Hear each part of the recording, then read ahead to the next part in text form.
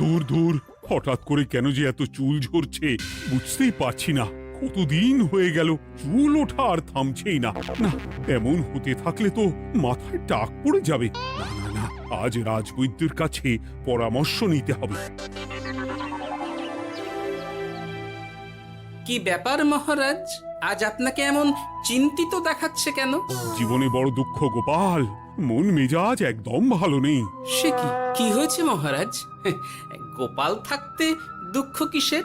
আর বলো না, মাথার চুলগুলো আজকাল ঝড়ে পড়া পাতার মতো পটপট করে ঝরে যাচ্ছে। আমি তো জানি কেন এমন হচ্ছে, কিন্তু এখনই মুখ খুললে চলবে না। আর একটু বেশি বিপদ বাড়লে তখন মাঠে নামবো। তাই বলুন। এ তো খুব ছোট ব্যাপার, চুল ঝরলে টাক পড়বে, আর সেটা পড়া কত ভালো জানেন? কথায় আছে, যত বড় টাক তত বেশি টাকা। তুমি চুপ করো তো বাপু। যদি টাক থাকলেই টাকা হতো, তাহলে তোমার টাকা কোথায়? যেটা বোঝো না সেটা নিয়ে কথা বলো না। তাই না তাই, মহারাজের ঝরছে চুল, চিন্তার ভাঁজ মাথায়। গোপাল যতই চেষ্টা করুক, চিড়ে ভিজবে না কথায়। উফ, তোমরা সকলে থামো তো দেখি। ও রাজবৈদ্য, তুমি এর কিছু উপায় বলো। আগে মহারাজ, অনেক সময় দেহে ওই লৌহের পরিমাণ কমে গেলে এমন চুল ঝরে। আপনি বরং পালং শাক, ওই কিশমিশ, কলা ও আরো কিছু ফল আমি বলে দিচ্ছি, সেগুলো বেশি করে খান। আচ্ছা আচ্ছা আচ্ছা, তবে তাই করে দেখি।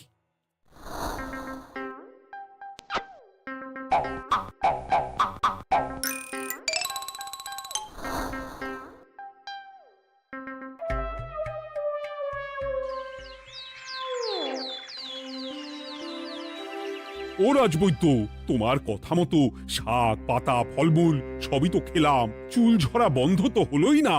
তো জানতামই এমন হবে। কিন্তু মহারাজ, এমনটা তো হওয়ার কথা নয়। কিন্তু হচ্ছে তো। আরে আমার সাধে চুল, কোথায় চলে গেলি সব? এর জন্য তুমি দায়ী। তুমি এর জন্য শাস্তি পাবে বৈদ্য। আমাকে আমাকে ক্ষমা করে দিন মহারাজ, এমনটা হবে এ তো আমি ভাবতেই পারিনি। কিছু মনে করবেন না মহারাজ, ছোট মুখে বড় কথা বলছি, কিন্তু সত্যি এখানে রাজবৈদ্যর কোনো দোষ নেই। ওকে শাস্তি দেওয়াটা ঠিক হবে না মহারাজ। দেখেছেন মহারাজ, গোপালের সাহসটা দেখেছেন? আপনার মুখের উপর কথা বলছে। তা বলি, তুমি যখন এতই বোঝো, তাহলে নিজেই একটা আস্ত লোহা খেয়ে দেখো না, তোমার মাথায় চুল গজাচ্ছে কিনা। ঠিকই আছে, এসব মূর্খের মতো কথা কেবল আপনার থেকেই আশা করা যায় মন্ত্রী মশাই। মহারাজ, আপনি বিচক্ষণ মানুষ, আমার শুধু অনুরোধ, আরেকবার ভেবে দেখবেন। ঠিক আছে, রাজবৈদ্যকে আমি শাস্তি দেব না, কিন্তু সকলের জন্য আমার একটা ঘোষণা আছে। কি ঘোষণা? আমার এই কঠিন সমস্যা যে দূর করে দিতে পারবে, তাকে আমি বিশেষ পুরস্কারে ভূষিত করব। এই তো পেয়েছি, এই সুযোগ কোনোভাবেই হাতছাড়া করা চলবে না। এবারের সমস্যাটা সত্যি বেশ কঠিন। কি করলে যে মহারাজের চুল পড়া বন্ধ হবে সেই উপায় মাথাতেই আসছে না। হঠাৎ করে কেন যে এমন হলো কে জানে।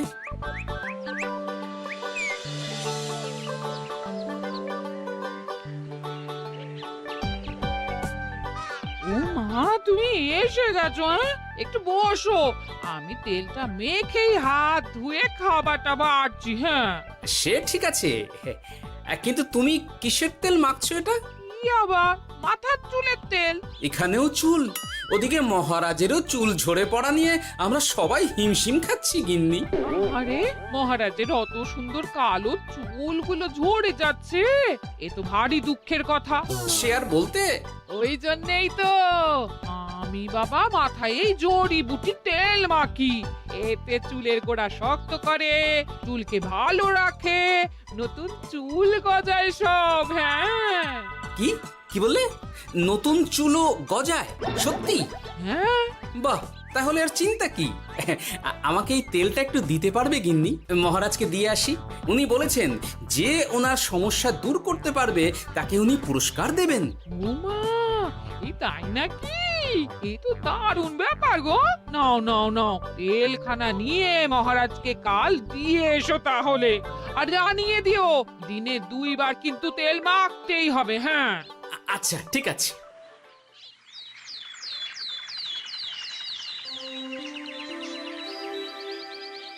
কোনো উপায় খুঁজে পেলে তোমরা? আগে মহারাজ, আমি আপনার জন্য নকল চুল বানিয়ে এনেছি। যতদিন আপনার চুল পড়া বন্ধ না হচ্ছে ততদিন আপনি এটা পরে ব্যবহার করতে পারেন। সে তো বুঝলাম, কিন্তু নকল চুল তো আর আসল চুলে জায়গা নিতে পারবে না বিজ্ঞানী। আসল চুলের কথা ভেবে আমি আপনার জন্য কেশুত্তে পাতা এনেছি মহারাজ। আচ্ছা বেশ। তা গোপাল, খুব তো আগের দিন বকবক করছিলে, তুমি কি এনেছো শুনি? সেটা যথাসময়ে দেখতে পেয়ে যাবেন মন্ত্রী মশাই। এটা জড়িবুটি তেল মহারাজ। আমি এটা আপনার জন্য এনেছি। এতে নতুন চুল গজায় আর চুলের স্বাস্থ্যও ভালো হয়। আমার গিন্নিও ব্যবহার করে এটি, তবে দিনে 2 বার করে মাখতে হবে, তাহলেই ভালো ফল পাবেন মহারাজ। বাবা, তাহলে তুমি কেন মাখো না? আচ্ছা, আপনার সমস্যাটা ঠিক কোথায় বলুন তো মন্ত্রী মশাই? মহারাজের জন্য কিছু আনলেও কথা শোনান, না আনলেও কথা শোনান। সত্যি তো মন্ত্রী, কেন তুমি সব সময় গোপালের পিছনে পড়ে থাকো বলো তো? এরা তো তাও সবাই কিছু না কিছু আমার কথা চিন্তা করে এনেছে, তুমি তো সেটাও করনি। না, আসলে মহারাজ, আমিও ভাবছিলাম আপনার কথা, কিন্তু থাক, বুঝেছি। আহ, দারুণ। তেলের গন্ধটাও খুব সুন্দর। গোপাল, তোমায় অনেক ধন্যবাদ। আশা করছি ব্যবহার করলে খুব ভালো ফল দেবে। একদম দেবেই মহারাজ। দূর বাবা, ভেবেছিলাম এক, হলো আর এক। কোথা দিয়ে যে গোপালটা মাঝখান দিয়ে এসে নাক গলিয়ে ঢুকে পড়ে, খুব শক্ত পুরস্কার নেওয়ার। দেখাচ্ছি মজা।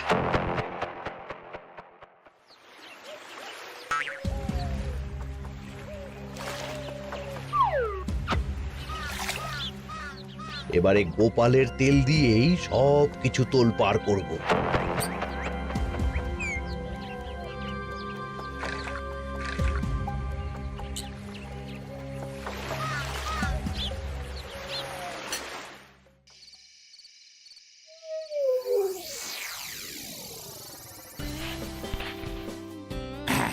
ব্যাস, হয়ে গেল 2 বার মাখা। গোপাল বলেছিল এতেই ভালো ফল পাবো, কিন্তু এখন মাখার পর মাথাটা কেমন জ্বালা জ্বালা করছে মনে হচ্ছে। হয়তো নতুন চুল গজাবে বলে এমন হচ্ছে, কাল সকালে বোঝা যাবে। এতক্ষণে বোধ হয় ছোট ছোট চুল গজিয়েই গেছে। কি এটা চুল গজানোর তেল ছিল নাকি পড়ে যাওয়ার? হে ভগবান, যেটুকু বাকি ছিল সেটাও ঝরে পড়ে টাক পড়েই গেল। হ্যাঁ, গোপালই হলো যত নষ্টের গোড়া। আজ আসুক সভায়।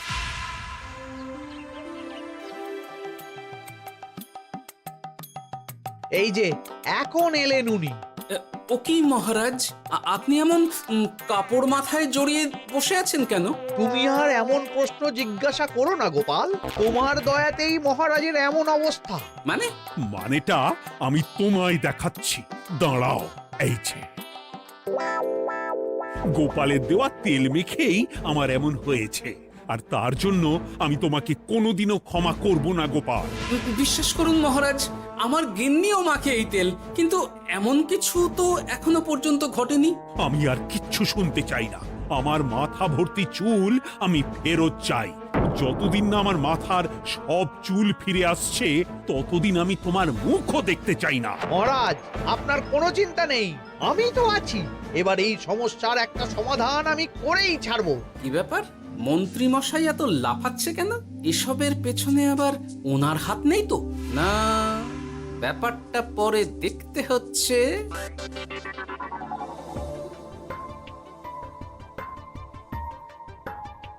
আমি বলি কি মহারাজ, এই সময়টা বরং আপনি নকল চুলটা মানে পরচুলা ব্যবহার করুন। হ্যাঁ, অগত্যা, কিছু তো একটা গন্ডগোল আছেই। গিন্নিও তো রোজ মাথায় তেল মাখে, কই এমন তো হয় না। মন্ত্রী যদি কিছু করেও থাকে তাহলেও হাতে নাতে ধরবো কিভাবে? ও কি গো গোপাল দাদু, এখন এই সময় তুমি রাজসভা ছেড়ে এখানে? তোদের দাদু আর রাজসভায় যাবে না রে? কি বলছো গো? কেন?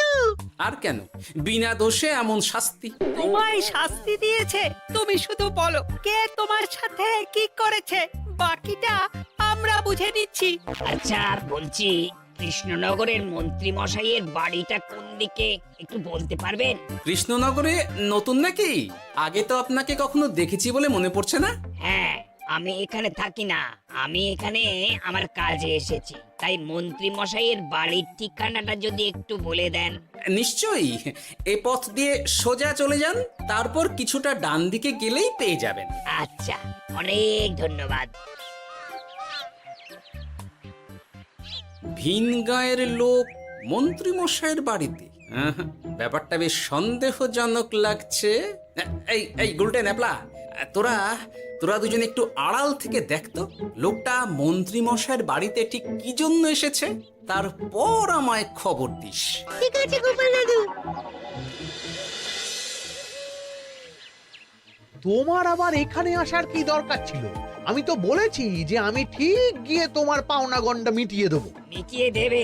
কতদিন হয়ে গেছে জানেন? দেখো, হয় আমার কীটনাশক আর সার সব ফিরিয়ে দিন, নয়তো আমার জিনিসের দাম মিটিয়ে দিন। কীটনাশক, সার আর কি করে ফেরত দেবো বলো? ও তো সব পুকুরের জলে মিশে গেছে। ওসব আমি জানি না, আমার পাওনা গন্ডা মিটিয়ে দিন, ব্যাস। চল চল, এখনই তাহলে গোপাল দাদুকে গিয়ে সব জানাই। চল চল। দাদু, ও গোপাল দাদু। তোরা এসে গেছিস? আয় আয় আয় আয় আয়। মন্ত্রী মশাইয়ের মুখ থেকে অনেক খবর পেলাম। তাই নাকি? কি শুনি? মন্ত্রী মশাই ওই লোকটার কাছ থেকে অনেক কীটনাশক সার নিয়েছে, কিন্তু এখনো জিনিসের দাম মেটায়নি। হ্যাঁ, ওই জন্যই তো মন্ত্রী মশাইয়ের উপর লোকটা খুব লেগেছিল, হুমকিও দিয়েছে 1 সপ্তাহের মধ্যে জিনিসের দাম সব মিটিয়ে দিতে হবে। তাই নাকি? কিন্তু কীটনাশক সার নিয়ে মন্ত্রী মশাই কি করবে? সেটা তো বলতে পারবো না দাদু। তবে হ্যাঁ, মন্ত্রী মশাই ওই লোকটাকে বলছিল যে ওই সব কীটনাশক সার পুকুরের জলে মিশে গেছে। কি বললি? পুকুরের জলে? আচ্ছা, এবার দুয়ে দুয়ে 4 করা গেল। অনেক ধন্যবাদ রে তোদের। বল বল, তোরা কি খাবি? কিচ্ছু লাগবে না গোপাল দাদু, তবে ভোলা বয়ের আর মিষ্টি খাওয়ালে। আচ্ছা আচ্ছা। কি করে যে মহারাজকে আসল ব্যাপারটা বোঝাই, কিছু তো একটা উপায় বের করতেই হবে। তা বলি বাবা, রাজসভায় যেতে হবে না বলে কি সারাদিন এইভাবেই শয়নে শয়নে দিন কাটাবেন বাবা? হ্যাঁ, উপায় পেয়ে গেছি। বুঝলে গিন্নি, আমাকে একটা জায়গায় যেতে হবে, বুঝলে? তারপর ওখানে যদি কাজ হয় তাহলে আগামীকাল রাজসভায় আমি যাব। কিন্তু তুমি যে বলেছিলে তোমার এখন ছুটি। হ্যাঁ, কি আর করি বলো, গুরুত্বপূর্ণ একটা কাজ, তাই যেতেই হবে। আচ্ছা যাও। কই গো বিজ্ঞানী? আরে গোপাল যে, বলো। এই যে বিজ্ঞানী, একটা বিশেষ দরকারে তোমার কাছে এলাম, বুঝলে? হ্যাঁ, বলোই না। আচ্ছা, এই দূষিত জলকে কিভাবে আবার পরিশুদ্ধ করে বলতে পারবে? কেন পারবো না?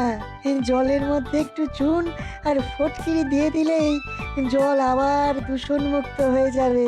তবে ওগুলো দেওয়ার পর কিছুদিন সেই জলকে ব্যবহার করা বন্ধ রাখতে হয়। হ্যাঁ। আচ্ছা আচ্ছা, অনেক ধন্যবাদ, আসি তাহলে। হ্যাঁ,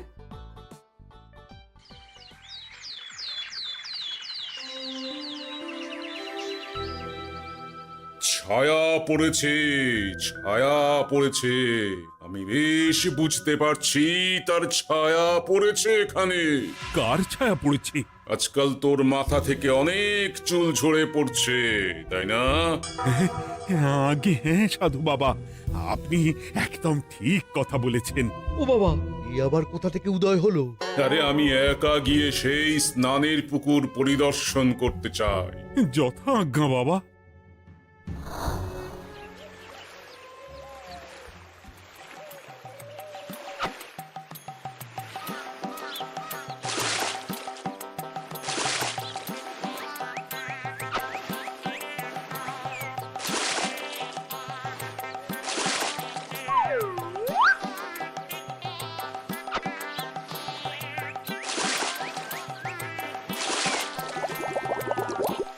যাক বাবা, মোটামুটি সপ্তাহখানেক এভাবে থাকলেই পুকুরের জল আবার আগের মতো পরিষ্কার হয়ে যাবে। এবার শুধু মহারাজকে একটু বুঝিয়ে বললেই হয়ে যাবে।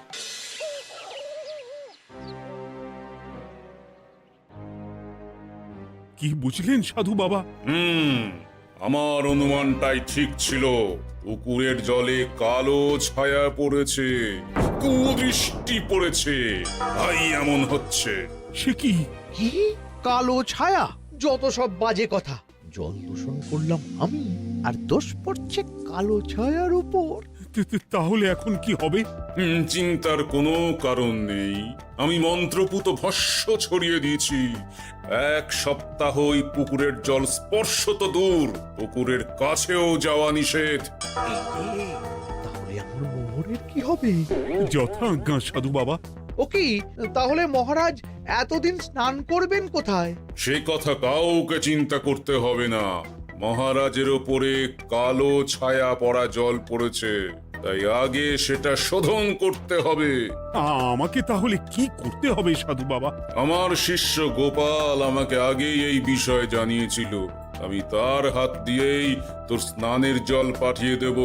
তাই আগামী 1 সপ্তাহ সেই জল দিয়েই তোকে স্নান করতে হবে। কি গোপাল? দেখছো তো মন্ত্রী, গোপাল আমাকে কত ভালোবাসে। আমি ওকে কত কথা শোনালাম, কিন্তু না না না না, কাল থেকেই আমি আবার গোপালকে রাজসভায় ডেকে আনবো।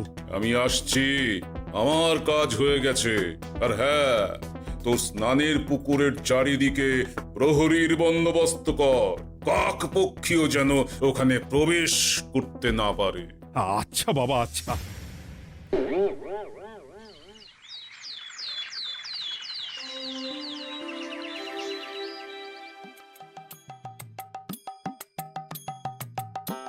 গোপাল, তোমাকে আবার এখানে দেখতে পেয়ে আমার খুব ভালো লাগছে। তোমার গুরুদেব গতকাল এসেছিলেন, কিছু মনে করো না। না বুঝেই তোমাকে অনেক কথা শুনিয়েছি। না মহারাজ, আমি জানি আপনি আমাকে খুব ভালোবাসেন, তাই আমি কিছু মনে করিনি মহারাজ। এই নিন, আমি আপনার স্নানের জল এনেছি। হ্যাঁ হ্যাঁ হ্যাঁ, দাও দাও দাও।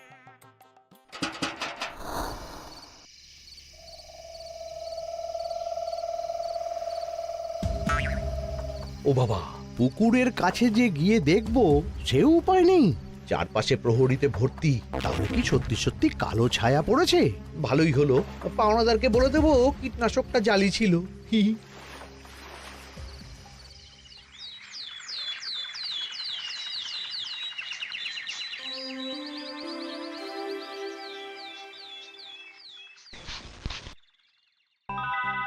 এই তো আমার সেই পুরনো কালো চুলগুলো আবার ফিরে এসেছে।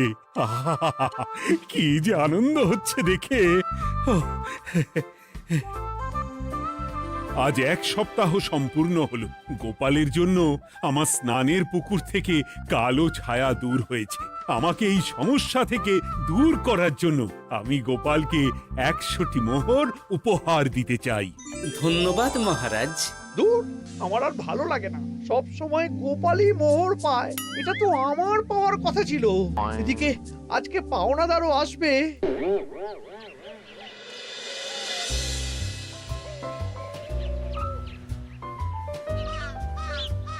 গোপাল দাদু, ওই লোকটা এসে গেছে। আচ্ছা, আসছি। এটা তো মন্ত্রীর বাড়ির দিকে রাস্তা। আমরা তাহলে ওদিকে কেন যাচ্ছি গোপাল? আপনার পুকুরের আসল রহস্যটা কি সেটা আপনি জানবেন না মহারাজ? মানে? নিজের চোখেই দেখুন, তাহলে বুঝতে পারবেন। আর একটু সময় দাও আমায় ভাই।